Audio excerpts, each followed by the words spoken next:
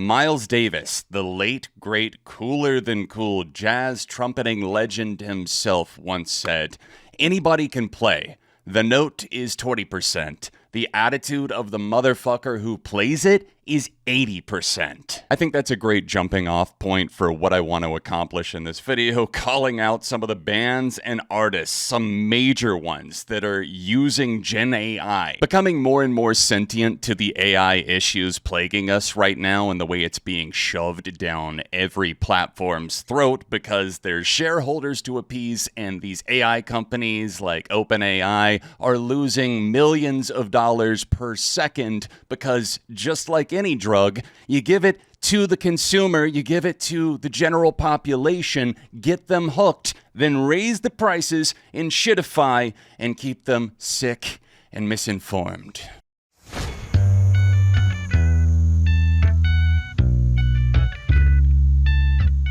Okay, I promise it's not all gonna be doom and gloom in this video, and I'm not saying that I'm not a fan of any of the bands or artists that I talk about in this video anymore. I think it's important to give that backlash to them for things like Gen AI usage and not paying artists or just cheaping out in those ways in favor of a short-term return that's ultimately going to have a ripple effect on the industry and really everything in our world. Generative AI is almost exclusively built off of scraped data, which is stolen copyrighted works. These bots obviously cannot learn off of nothing, so it's stealing, and everything that Gen AI craps out is just an amalgamation, a fucked up Frankenstein version of other works from people who actually created things. There's a lot of people out there, I'm not saying it's you, but maybe it's you, giving the argument of, oh, well, this is just inevitable, Jon. It's gonna happen, and we just have to embrace the new technologies. It's like auto-tune back at the day. And I say, whoa, no, because how in any way is that comparable? Was auto-tune built on stolen content? Was it trained on an algorithm that took other people's voices? Sure, we had the Sing Like T-Pain app, but let's be honest, auto-tune is just a pitch corrector effect. It's no secret why every company is launching some partnership with AI or shoving the tools on their site or their app down our throats, basically trying to force us to love AI, to get used to AI. I'm skipping a lot for time here, but I also have to say fuck data centers and all of the lies and propaganda that they're trying to get you to believe so they can put one in your backyard.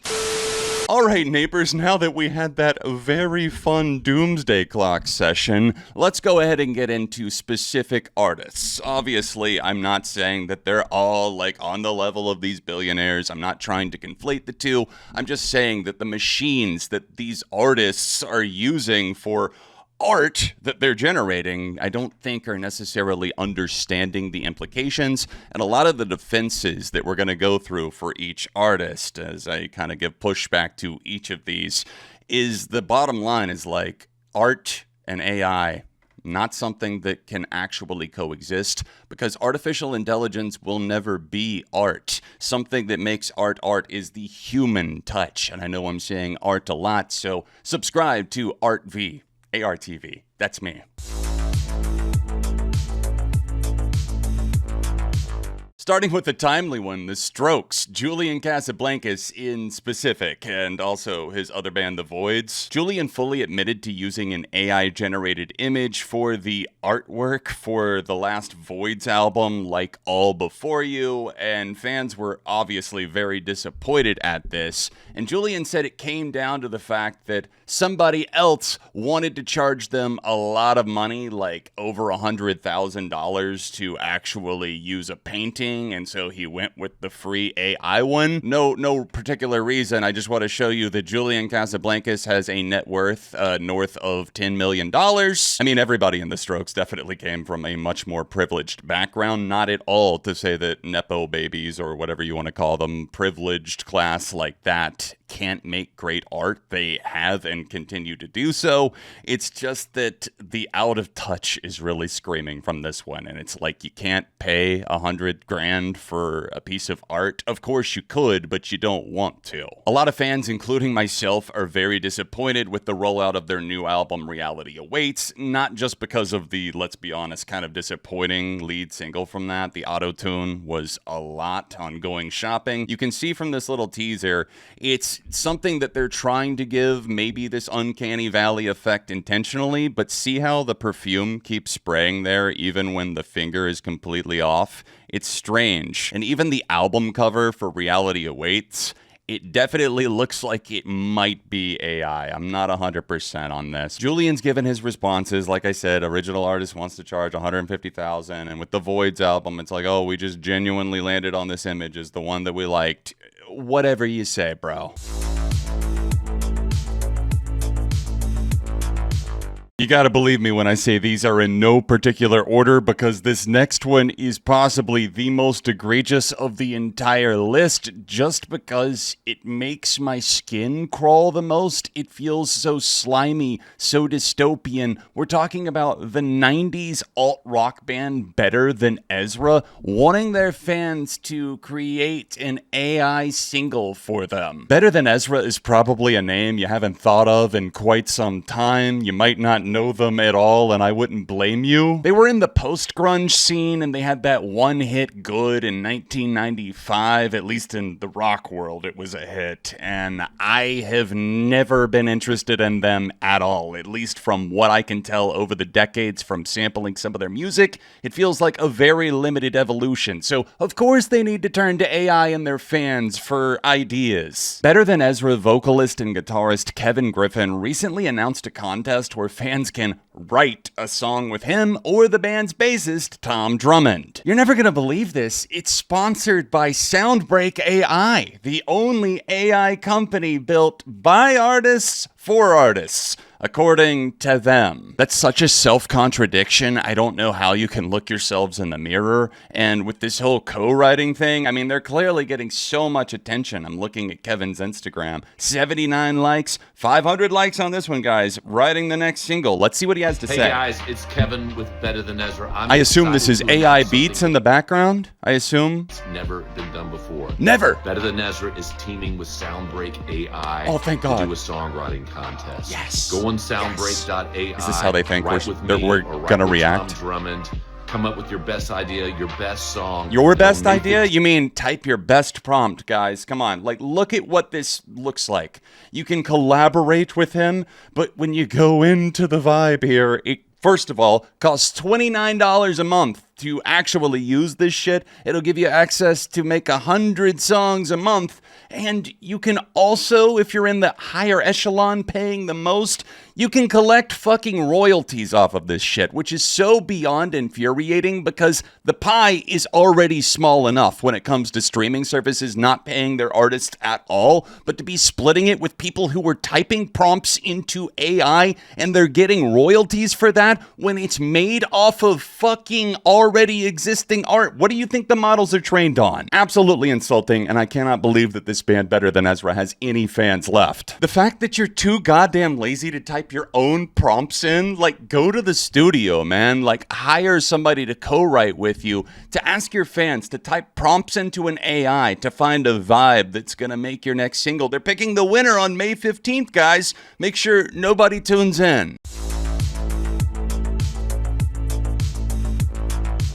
Teddy Swims is next on my shit list. He's a massive artist who you've probably not been able to escape because of the song Lose Control. I mean, Billboard literally had to change their rules because of that song and the fact that it was so recurring. I had a few songs like The Door that I genuinely do like from Teddy, but I never really got the hype or why he got as popular as he did. And now I'm like, okay, I'm feeling justified after I'm hearing his comments on AI. Of all places, Teddy's Swims had a panel at South by Southwest Festival, something that celebrates art over in Sydney, Australia. This is where he thought it would be a great time to bring up his love for AI and how he likes to use it like a band-aid. And then I put my AI voice over sections and just plug it right in like a band-aid and you won't even tell the difference. That's alarming, man. Well, what we'll do is maybe just take it acoustic and write the melody and the lyrics and just get this song done and upload it into the AI and say, okay, I want to hear this as a country song, or I want to hear this as a rock and roll song. Teddy goes on to say that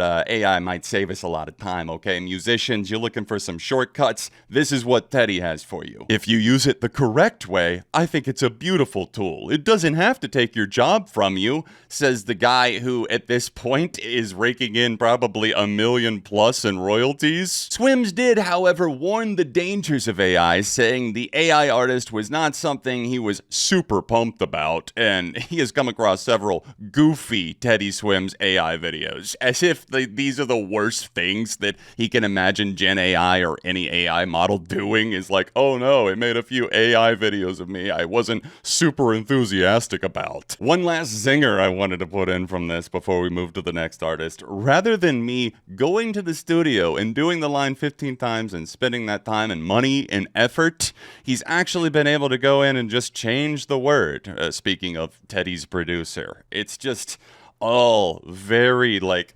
future.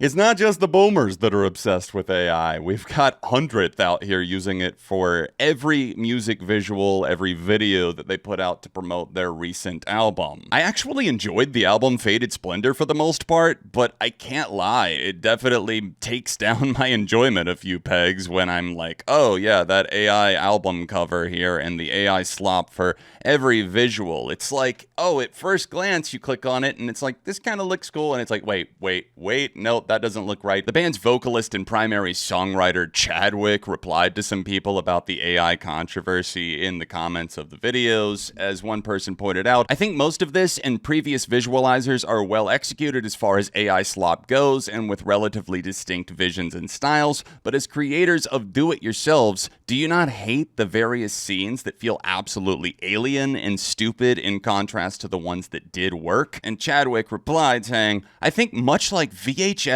or 35mm film, once the tech catches up and becomes indistinguishable, we'll actually miss these early artifacts and try to recreate them, just like how we now add VHS noise or 35mm grain to 4K digital footage. I think we'll end up chasing this weird and imperfect charm once it's gone. Chadwick, my guy, you did not say that. That is one of the dumbest responses to getting caught red-handed with the AI slop. To say that one day we'll look back and want to add horrible AI slop visuals with weird fucked up hands and stuff, the way that we would add a layer of VHS noise, which is literally just a filter, changes nothing about the footage underneath it that was human made or human recorded, whatever you want to call it. It's a very weird hill to die on, but let's see how it plays out for him.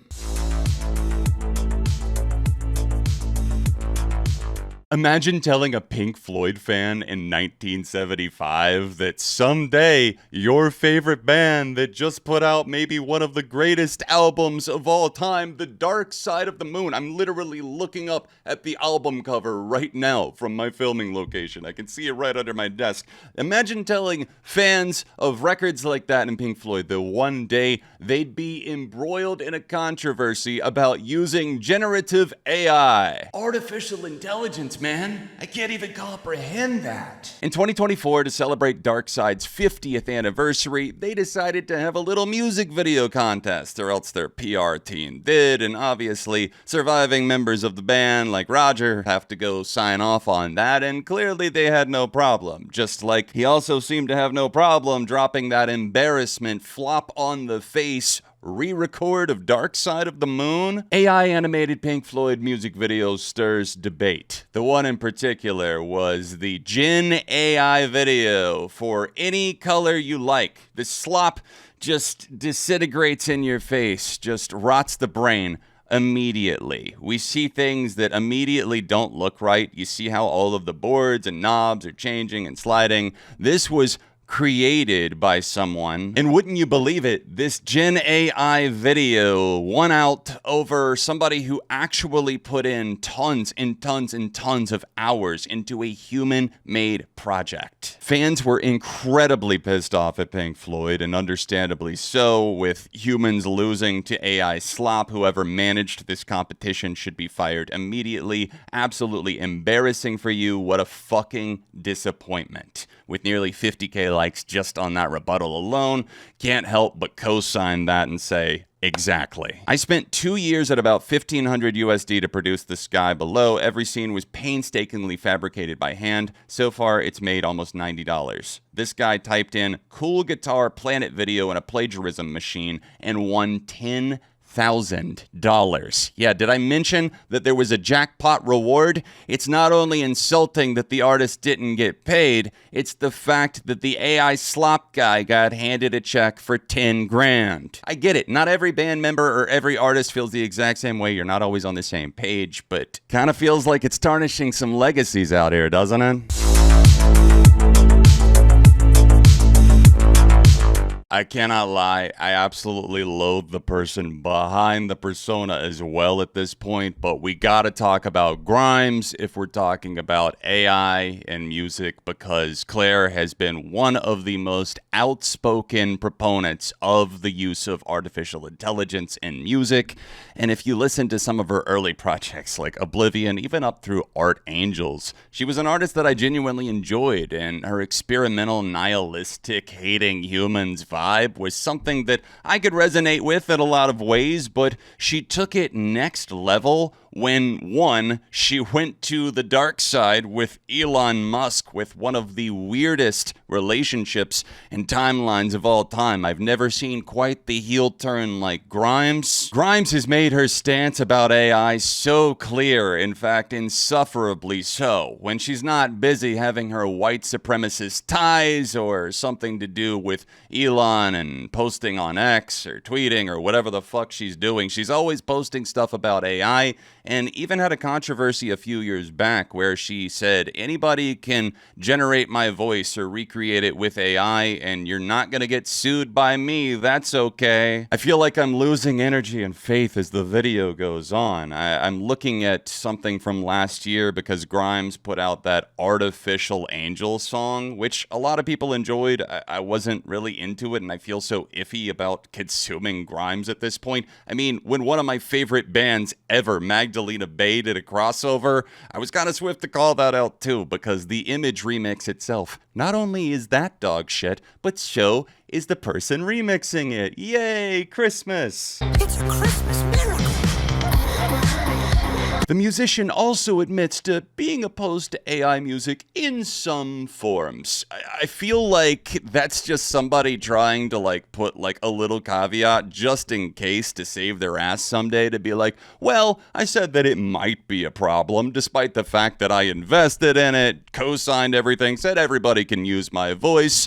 It might be bad also. How could anybody in their right mind trust anything that any of these people say? I mean, Grimes out here with more money than you could count, and she still can't pull off a live performance? Girl, what was going on at Coachella the other year? Some of these highlights are hilariously disastrous.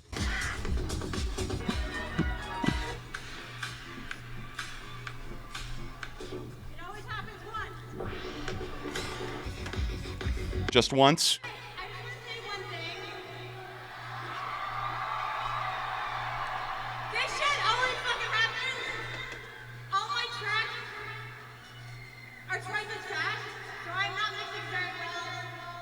But I'm Yeah, that buffering right there says it all. My God, that could not have come at a better time, because that feels like it's her brain on stage. Her, when she can't rely on AI to do everything for her. And also Grimes, the AI slop backdrops at the concerts and stuff, the abominations have got to stop. Unfortunately, gotta talk about the iconic synth-pop duo Pet Shop Boys. For one of their members, I don't know how Chris Lowe feels about this, but specifically Neil Tennant. His statements a few years back and his continued usage and push for AI is concerning, to say the least. AI songwriting is not a sin. AI could help overcome writer's block, suggests musician amid industry move to stop perceived threat of fake songs. Stop normalizing this bullshit. People are uploading songs by the thousands. It's almost just a bot farm at this point, with spitting out these tracks, trying to get them into playlists, and getting all of these monthlies for an artist that doesn't even exist. In this interview Tennant gave to the Radio Times, he said, "There's a song we wrote a chorus for in 2003 and we never finished because I couldn't think of anything for the verses. But now with AI, you could give it bits you've written, press the button, and have it fill in the blanks." I am speechless to hear that a artist of any kind would think that that's acceptable in any way or is art, because it's not. You just generated something to excuse your writer's block. I understand, like, looking at a list of words or sentences or reading things, actual things, not just something that AI tells you to gain inspiration. We all have our influences. That's not what I'm trying to say. But our influences shouldn't be from prompts. They should be from actual art? It sounds like both of them must be on board, because it says the duo said they had been impressed by ABBA Voyage, the virtual residency show in which the Swedish pop stars are represented by avatars of their younger selves. Don't even get me started on how infuriating that is, and it's even more insulting when you've got it for, like, dead people, like, say, Tupac. Tennant unabashedly told them this story about kind of being proud of the 15-year-old daughter of the band's manager asking a bot to come up with a song in the style of the Pet Shop Boys, and he was so impressed that apparently he just wanted to make it his whole personality. Why, Nickelback? Why the AI art for Bones for the Crows? The slop is slopping, and it doesn't surprise me that a band like this, who are kind of up there in the upper echelon of your dude bro type bands. I hate that Nickelback being here is just no longer a Hard Times headline, the satire site. Nickelback firmly insists no AI helped write new concept album about quantum physics and geopolitics. This was published in August of 2023, so less than 3 years at the time of recording this video, and sadly, it's aged well. Somebody posted it into Is This AI, as if it wasn't incredibly obvious already. Just from looking at the image, I can see a lot of inconsistencies in the bones. It's something that you probably should train your eyes for, and obviously it's going to get better and better, and someday we'll all be tricked. But for now, and maybe always, it's very easy to spot just the fact that it looks so, off, and you can tell they were like, okay, put some swords here and definitely give those crows some red eyes, and all the guys are just like sitting around the computer like, yeah. Oh, what if there was like a falling castle in the background and like some more swords and even more swords and even more bones? Insert that clip of Jim Carrey typing away at the computer. That's them with the prompts getting carried away for this relatively okay Nickelback song, which is so tainted by this the more I look at this artwork. I love how the person that posted this to the Is This AI subreddit was like, I'm vexed. Like, I'm so confused. Like, I have no idea. Like, could it possibly be? Could Nickelback have done this? And I'm thinking, like, actually, this seems like one of the easiest to swallow pills out of all of the bands using AI. Like, of course they are. Nickelback, still got love for you. Please turn it around now. Dream Theater seem to be all over the place when it comes to AI usage. Some, like Mike Portnoy, denying the fact that it would make it into the writing room, and others like keyboardist Jordan Rudess saying, oh, AI is absolutely the future. In fact, I'm gonna post this slop all over my socials, like, constantly. The problem with somebody like Mike Portnoy's take on this is saying, like, oh, AI is never gonna enter the Dream Theater songwriting process. How are we to believe you on that when the goalposts are constantly really moving. The fact that it's like, oh, it's being used in any form. Like, a lot of fans are like, this is obviously AI that you're using for your album covers, right? Like, we're all aware the single covers for that rollout, the album cover itself. This is clearly AI. So how are we supposed to believe that one day you're not like, oh, you know what? Maybe we will just invite AI into the room. And how do we know for sure that you're not using it now? It's going to be a fear of mine, and I think of a lot of fans, not just for them, but for any band who invites that willingly into the conversation or into the studio. I want to mainly focus on their keyboardist Jordan, though, because he's obviously got his hands blood red on this one, and proudly. I love AI, but some musicians have this idea that it's a bad thing.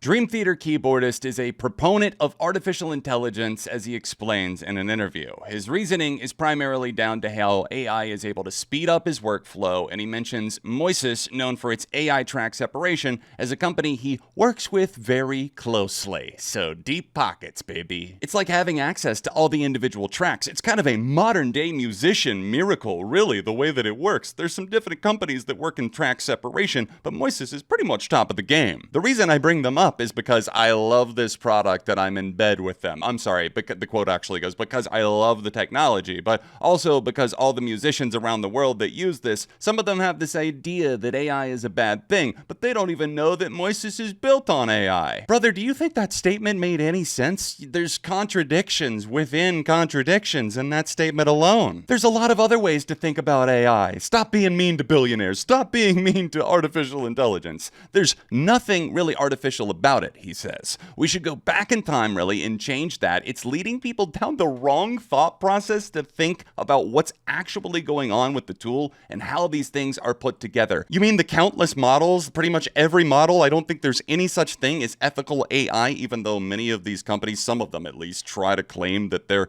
green in some way or ethically sourced, which doesn't make any sense. I'm talking like your Natasha Lyonnes who act like, oh yeah, this is a cool thing. We're doing like an animated film thing to get over to that world for a moment, and we're going to use ethically sourced. Not mentioning the fact that her boyfriend has very strong ties to Elon Musk and all of these AI companies that absolutely have nothing to do. If they wouldn't know an ethic if it ran up and slit their throat. Again, at the end, here they are covering their asses. He does acknowledge that the legalities of AI use in music are really important to figure out. Well, let's look at America Alone's track record on things. We are always reactive, never proactive. Like I said, not all members within these bands are on the same page with AI, and I'm so happy to see that recently Jon Petrucci gave a major pushback against what his other bandmates might be pushing, and he said this in concert. So passionate about this.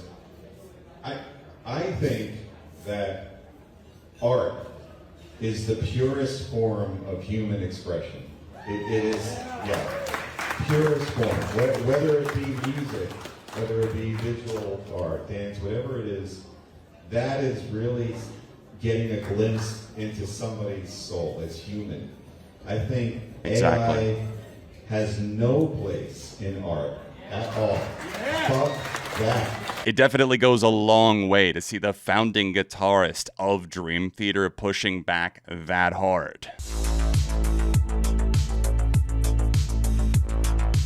Closing out the list on this one, I don't know what you say. The English singer, songwriter, NFT shiller, embracer of futuristic bullshit, dating all the way back to at least 2010.